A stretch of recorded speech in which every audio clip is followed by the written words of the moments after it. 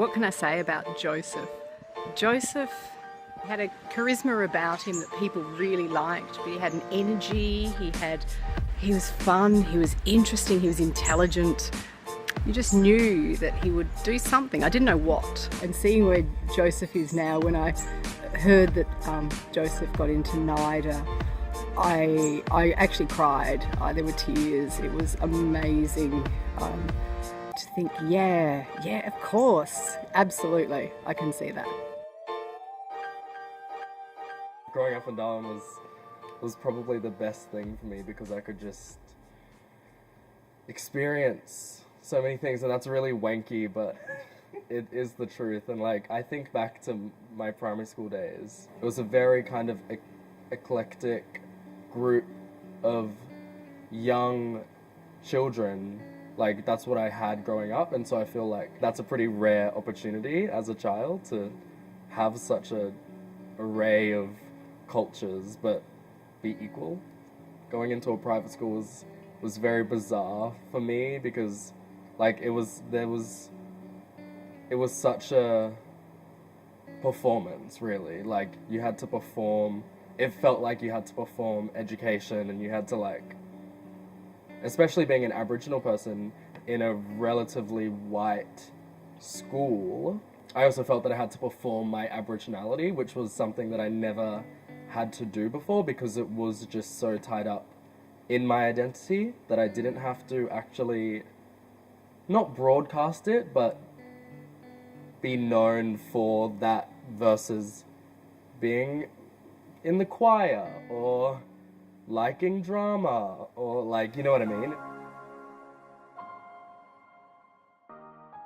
So the turning point for me probably was when I was asked to leave my school in Adelaide. You see examples of what it is that you're meant to be, and it's like, that is amazing, and I'm so happy for, like, those people, but that was just never what I was going to be in, because it was like, I felt like there wasn't a blueprint for the experience that, well, the life that I wanted to lead.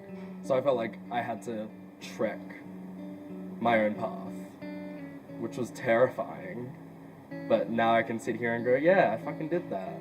But yeah, at the time I just felt like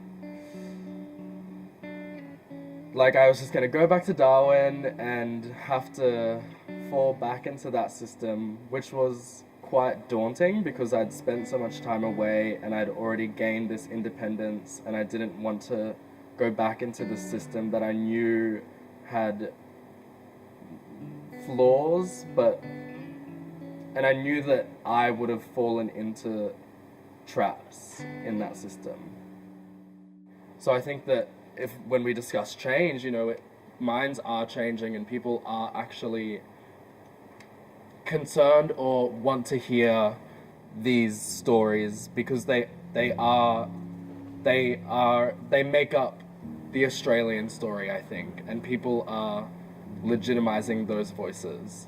And yeah, it's a really exciting time for me and for a lot of people who might not have ever dreamt that their dreams would become a reality because, we're so used to seeing beautiful white people on TV. So at the moment, it's just, for me, navigating what it is that I do want to say and navigating kind of which modes I want to tell not only my story, but the story of Aboriginal Australia, which is such a diverse, it's not just one narrative. There are so many faces to Aboriginality, and I think that the sooner that we as a nation can actually go, yeah, not every Aboriginal boy needs to be Adam Goods, Yeah, so I don't know, I'm figuring out that actually a lot of my work is inherently political without even thinking about it in the process.